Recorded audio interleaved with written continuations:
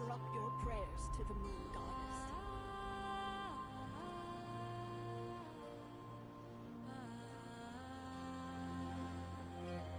Melusines are beautiful creatures. They are the pride of Fontaine.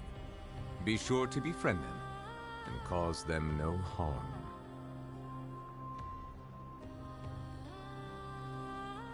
Come, children. It's time to offer up your prayers to the moon goddess.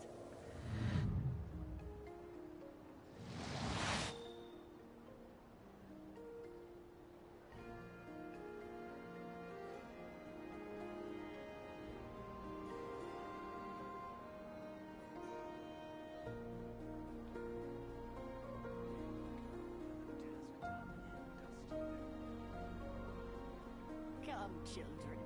It's time I see to the offer value up in your my own prayers work, to the moon but I goddess. also see the meaning in all the endeavors of the people of Fontaine. I believe I will continue to take pride in fulfilling my duties.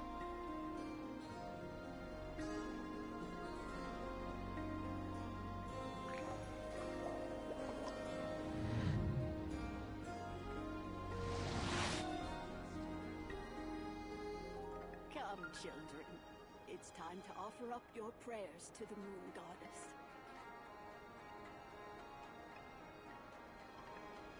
Melusines are beautiful creatures. They are the pride of Fontaine. Be sure to befriend them and cause them no harm.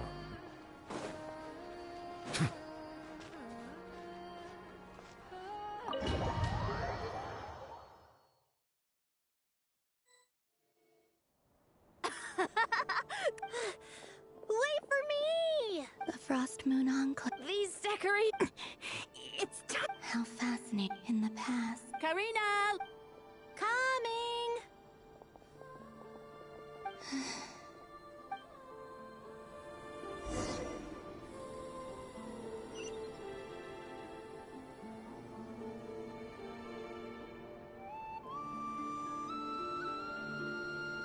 So just fill these balloons with air. Yep. Try a couple now to test things out. The rest can wait till Moon Prayer Night.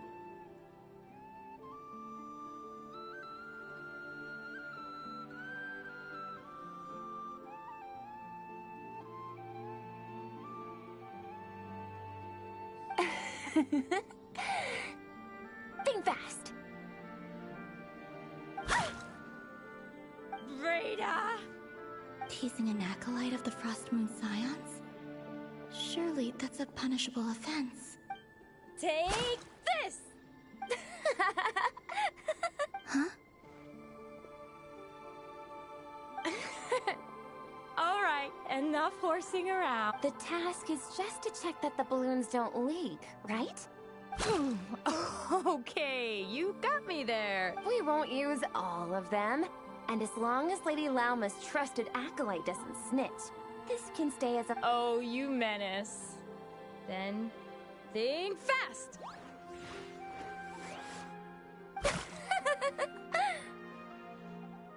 Is pumping a balloon full of water really so much fun?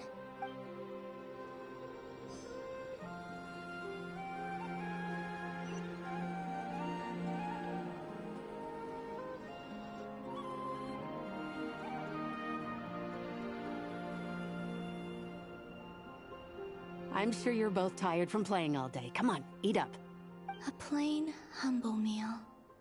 Huh? How come Lametti got a midsummer berry dessert? Oh, I always get Lockaberry.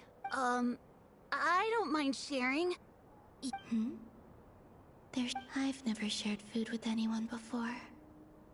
Even at the Harbinger tea parties, everyone just ate off their own plate. And when I couldn't finish my food offerings from the Frost Moon Scions, they'd leave the leftovers out under the moonlight for the animals to claim. Hey! That was 2 bites! Oh, then you can have another bite of mine. Oh, you too. Oh, don't fret now. Here, have some of Granny's too. So this is what it means to be family.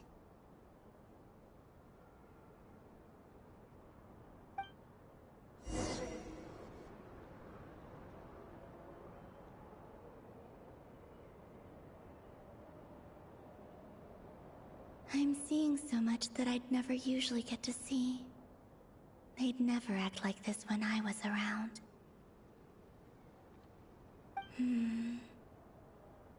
It's nice, being able to just watch people in peace. What a rare opportunity. I think I'll go take a look around Nasha Town, too. Maybe the Traveler will be there.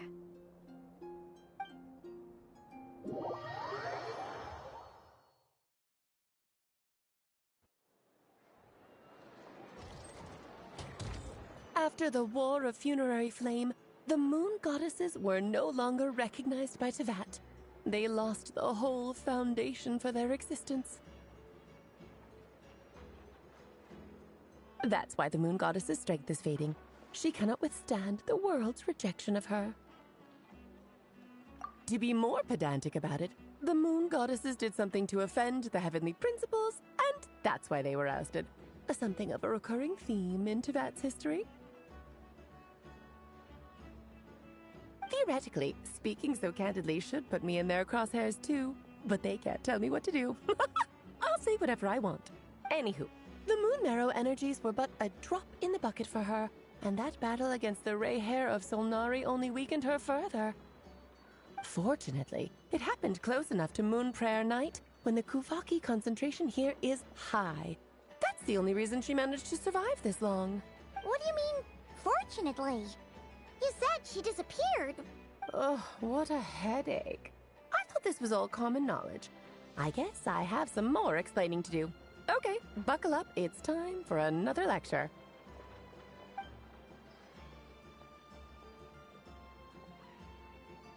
Now, I said earlier that the Moon Goddesses lost the foundation for their existence. The reason for that has to do with the natural order. The same logic applies to the present Moon Goddess too. Consider her existence so far. Her comrades in the Fatui called her Damselette. And she was worshipped as Kutar by the Frost Moon Scions. But these connections have now been severed, whether by her hand or yours.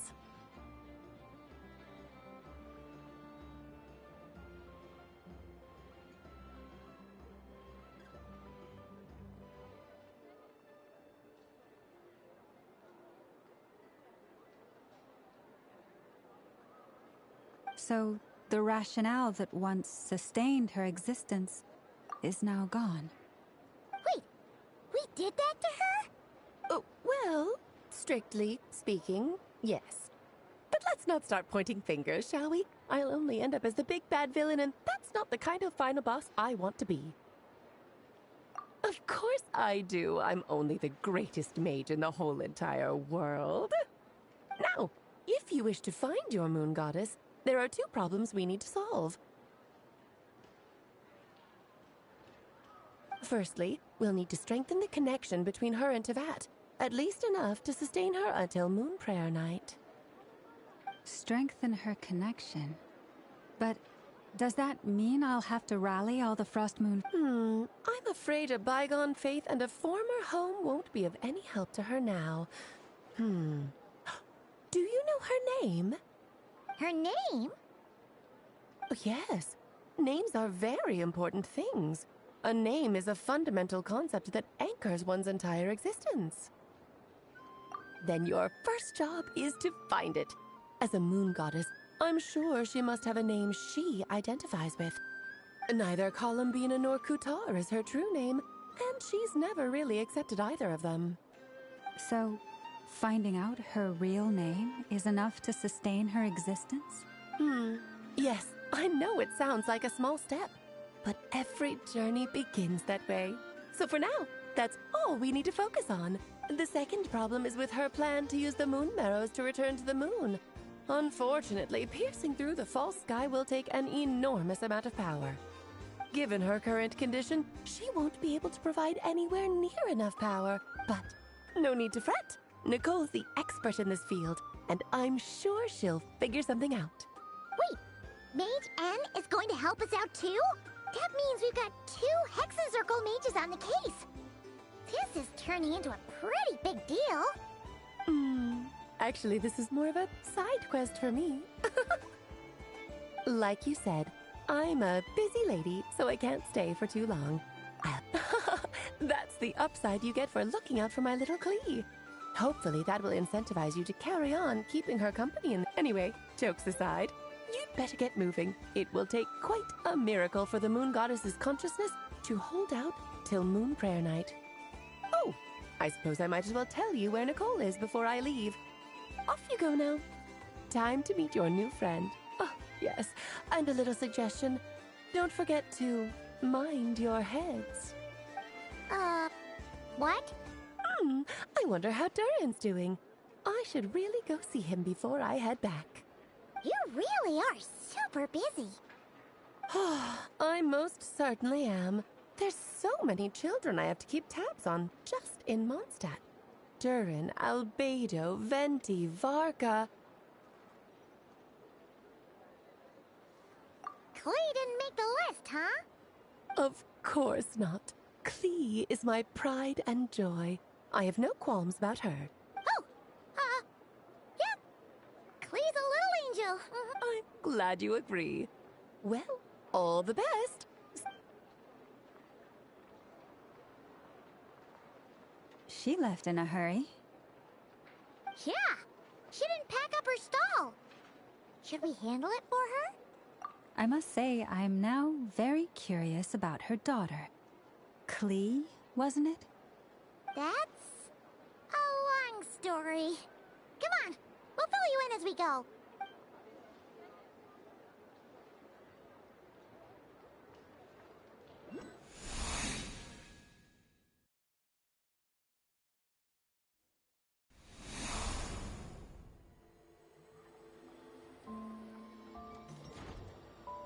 What a lively place. I've never experienced Nasha Town like this before. Hey, you old geezer! Your hammer's rusted through! Who are you calling old geezer? Are they quarreling? I'm looking right at him! You've really gone downhill since giving your daughter free rein in the workshop. Can you even swing a hammer anymore? It shouldn't take you days just to fix a single chair! You might as well use that hammer to massage my back for all the good it's doing. Don't run your mouth, or you'll get a back massage that'll put you in bed for the rest of your life. Look, the materials haven't arrived yet, all right? You know how busy it gets in the days before Moon Prayer Night. I'll bet you send all the materials to your little princess. Blood's always thicker than water, huh? All right, you've made your point, Uncle Koski. As soon as the materials arrive, fixing your chair will be the #1 priority. And Dad, if you've got time to chat, why don't you lend me a hand, See? Lolka knows what the score is. I guess they're friends. But the way they spoke to each other was so ugly. Then again, it wouldn't be the first time I've seen something like this. Columbina! Sing outside my door in the middle of the night one more time, and I'll unscrew your vocal cords. You hear me? Oh, Zandrone. So that was her way of trying to be friends with me. What a pity. I won't get the chance to say any ugly things in reply.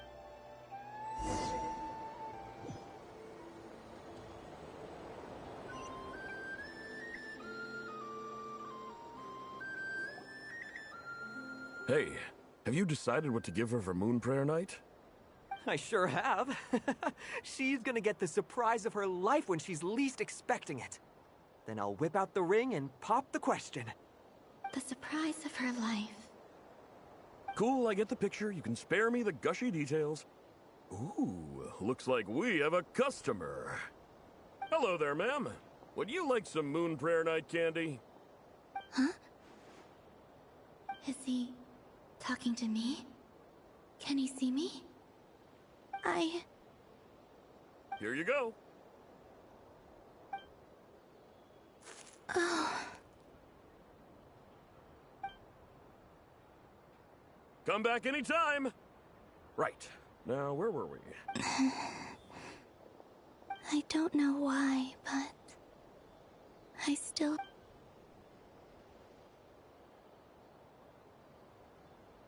The most important thing right now is to find that mage.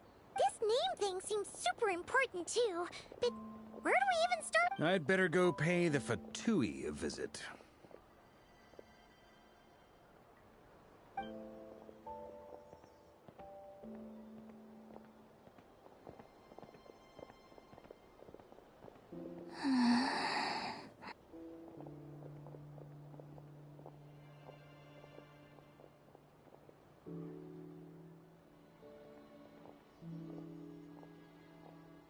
Columbina?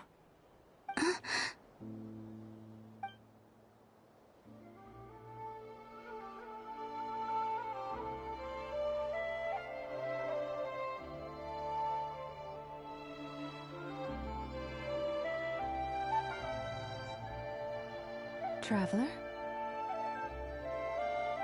Let's go! This is no time to be spacing out!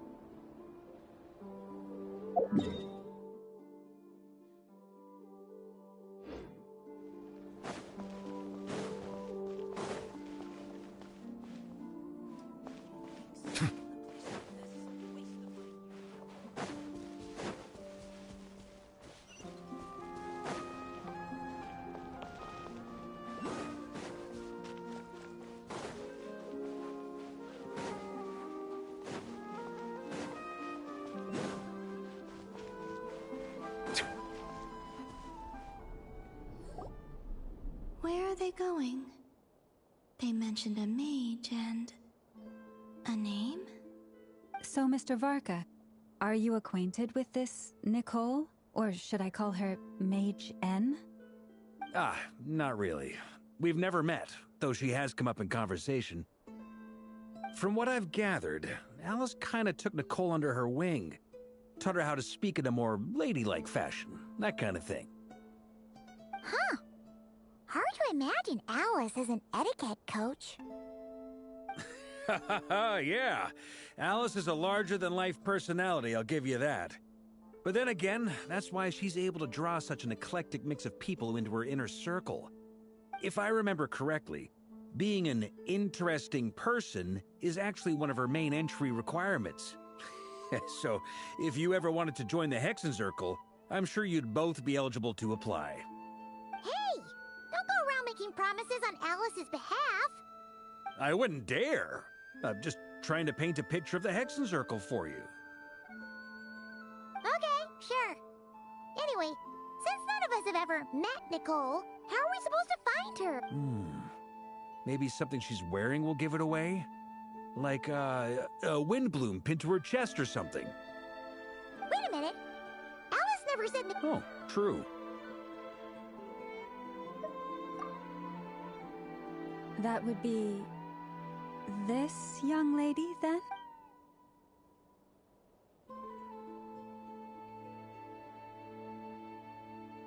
Hey there! Sorry to disturb you, but... are you Miss Nicole? Varka, Knight of Boreas of the Knights of Favonius. Alice might have mentioned me before. Mm-mm. Ah! Have we got the wrong person? Sorry. Well, this is awkward. When I shook my head, I meant... no, Alice hasn't mentioned you before. Huh? Where is this voice coming from? My apologies. For certain reasons, I am unable to speak. This is the only way I can communicate with you. It might take some getting used to, but I hope you can understand. Hey, it's fine. I'm more shocked by the fact that Alice never speaks about me. I mean...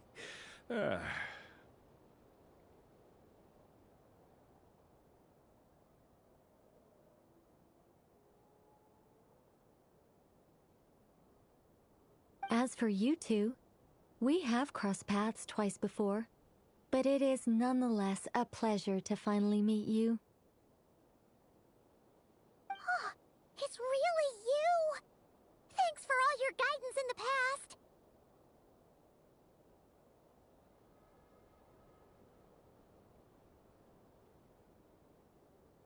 You're quite welcome. This time, things are different. Now then, allow me to formally introduce myself. My name is...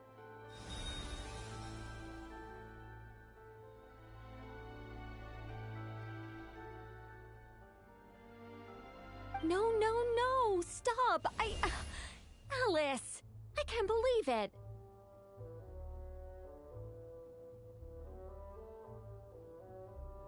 I had a whole speech prepared. I'd agonized over every single word. She always picks the worst moments to ruin other people's plans. I'm so sorry about that. Alice took the liberty of devising some bespoke self-introduction magic for each but I could have sworn I deleted all of the triggering conditions for it. How did it bypass everything? Oh gosh, this is so embarrassing.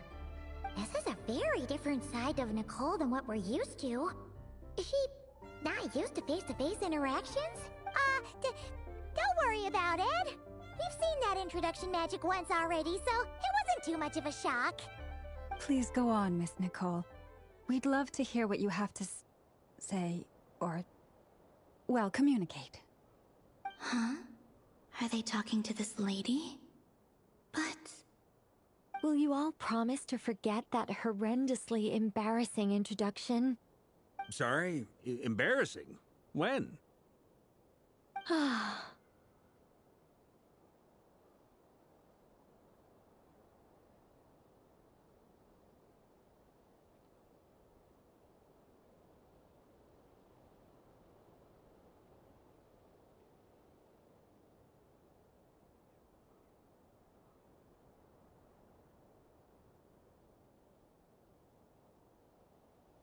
Yes, my name is Nicole, and I am one of a very few angels who have retained both their preferred form and their power.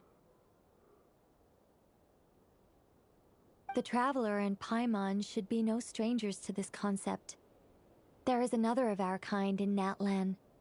They call her the Lord of the Night. Alright! Paimon remembers her! Yes. Well, I have retained more of my power than she. It's because I don't have a long-term duty to fulfill. To be more specific... no. We'll be here all day if I get into the specifics. That's right. Is that something you can give us any guidance on? Yes, I do know a way. It began with the Hyperboreans, who lived after the War of Funerary Flame. Blank looks. Maybe I should start with the background of the war, or maybe not. It shouldn't be an issue. I'll fill in the gaps for you when we have more time. The Hyperboreans were humans I once aided. They accepted the civilization and creations bestowed upon them by the angels. But despite accepting many blessings of the angels, many among them still held on to their faith in the moons. They were reluctant to accept the new order. Even after the War of Funerary Flame, they sought to contact the moon goddesses beyond the sky and receive their guidance. But all three had passed away by that point.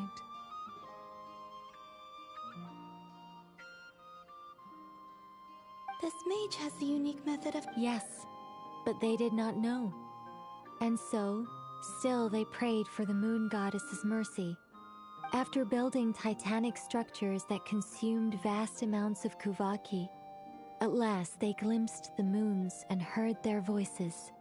But of course, they were gravely disappointed, for it was then that they realized the 3 moon goddesses were dead.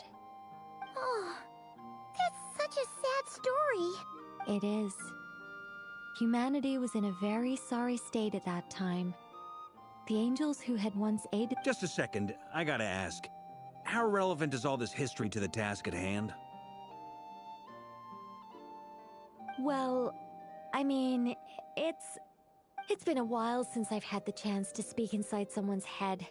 As soon as I got started, I lost control and the words just flowed out like a waterfall.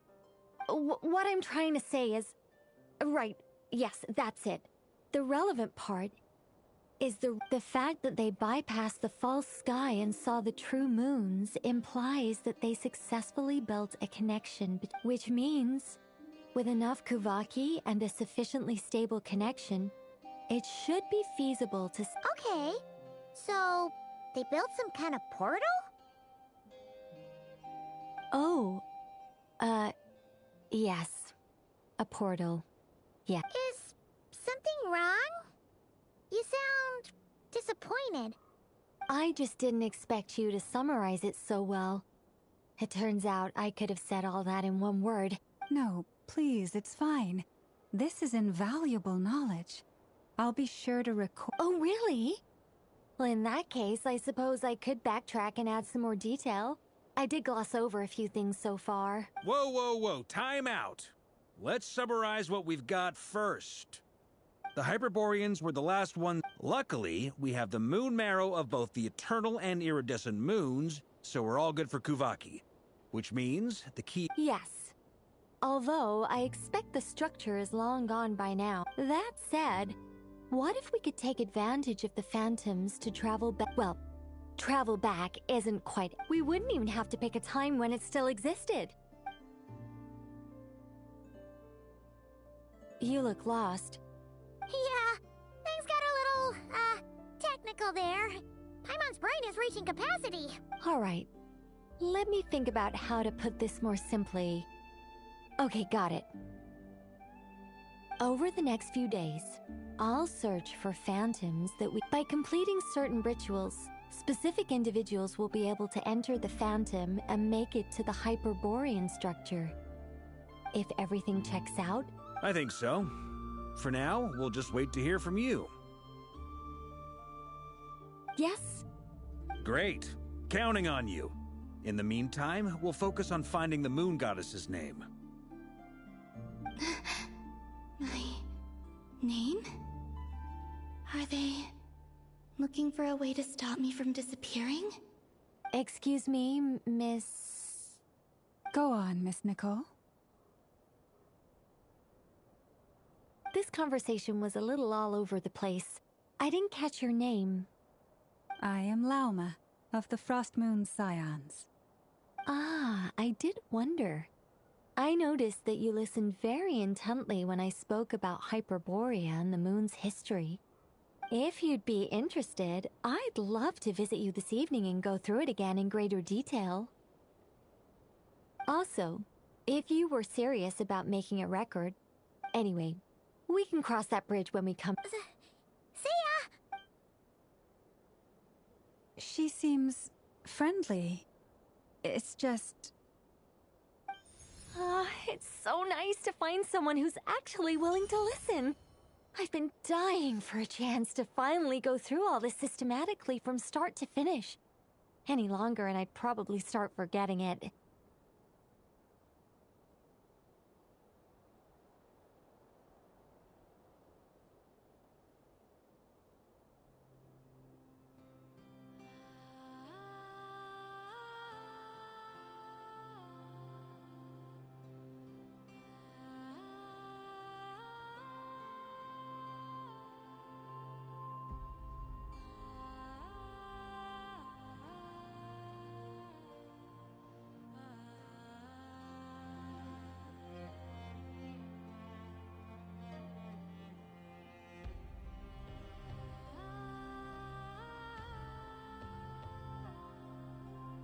Now Paimon gets why Alice told us to mind our heads. What did I tell? Now then, the next order of business is, where do we start looking for the moon goddess's name? Maybe they're at... Once I've heard her out, I'll summarize the salient points and share them with you all. I'm also inclined to review our other documents. Yes, our faith was first established by our but many of the more factually accurate records are from Sounds like we're gonna follow Columbina's journey through Devat, huh? In that case, we'll start by heading to the Frost Moon Enclave. Sounds like a plan. Take this with you. I'll see about getting in touch with the Fatui. It'll probably just be Arlecchino and Sandroni again. They're the only ones who would want to help. Thank you, Mr. Varka. Don't mention it. Honestly, I'm more comfortable dealing with the Fatui than prying in. I should follow them, just in case there's some way that I can help.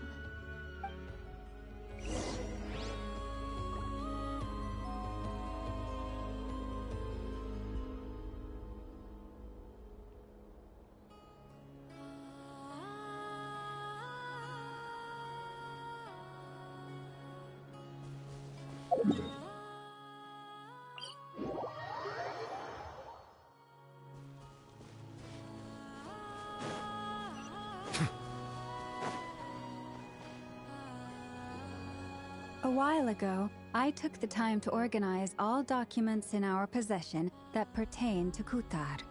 What you see here is the material I consider You're saying there's unreliable material too? Yes. Most of the information we have, there's no sense seeking answers in history and Makes sense. Alright, let's take a look through.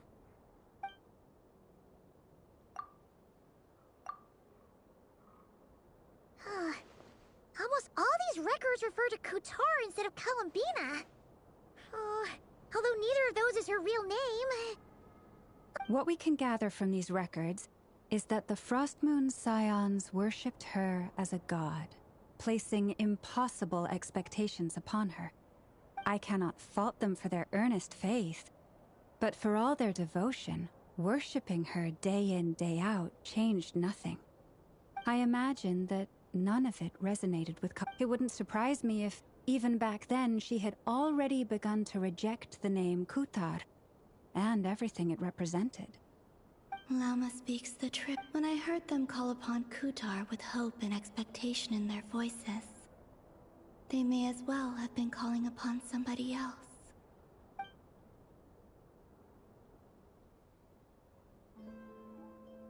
Well, that's a bit complicated.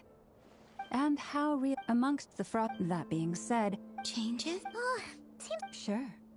Give me a moment.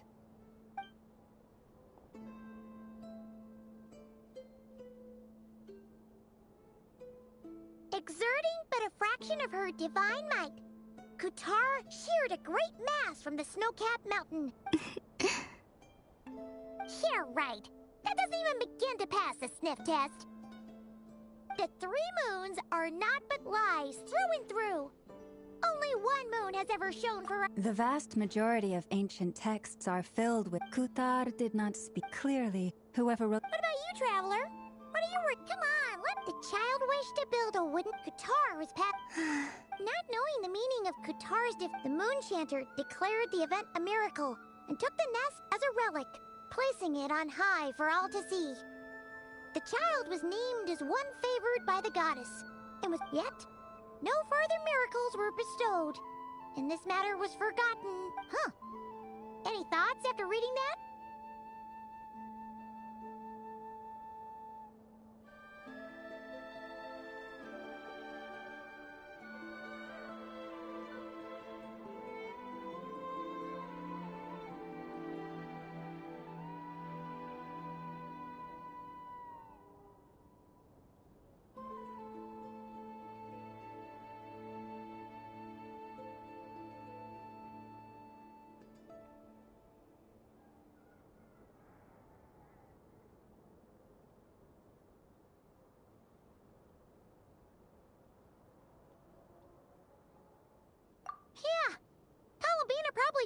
to join the kid in making nests. Ah. I'd originally considered this a fabrication, because Kuthar did not perform any similar actions, but now that She didn't know? Yes. Oh.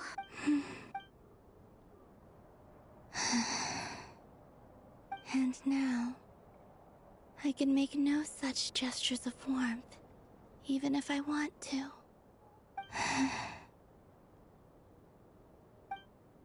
Still no name. That's a bit of a shame. But we did learn some interesting stories. That's gotta count for something. Barca said he was gonna set up a meeting with Arlecchino and Sandrone.